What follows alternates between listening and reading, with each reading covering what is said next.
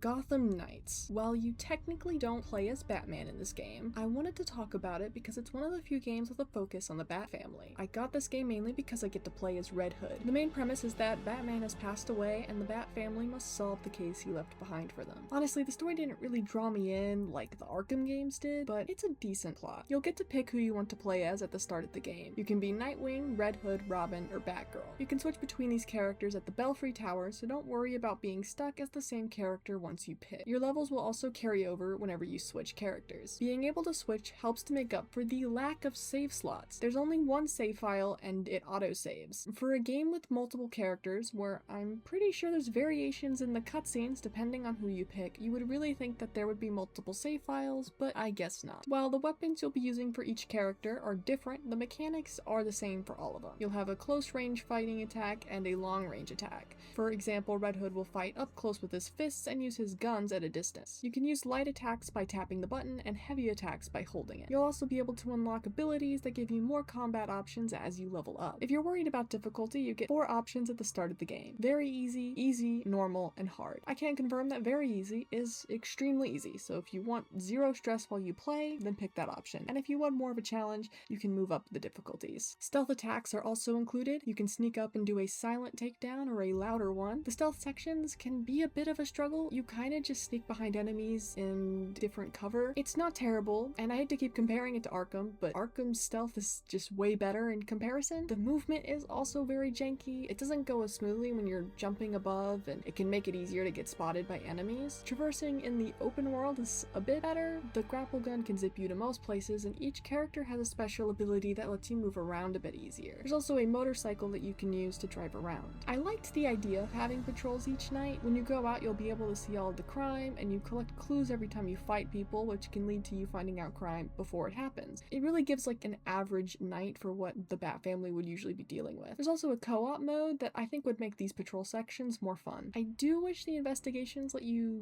do more than just collecting points depending on how many guys you beat up. In the main missions, you do get to do some actual investigating. You get to look at different areas and you have to connect 2 objects to each other, but it's more trial and error than investigating, but at least it's something. Overall, it's not a bad game, but it's not a great game either. I do recommend it if you are a big fan of any of these characters and want a chance to play as them. Even with its issues, I still enjoyed getting to play as Red Hood, though he needs to keep the mask on. Who is your barber, Jason? What is the obsession with giving these characters the worst haircuts? Grab it on sale if you want to play it. It is still one of the very few Bat family focused games. It's available on PC, PS5, Xbox Series X and S.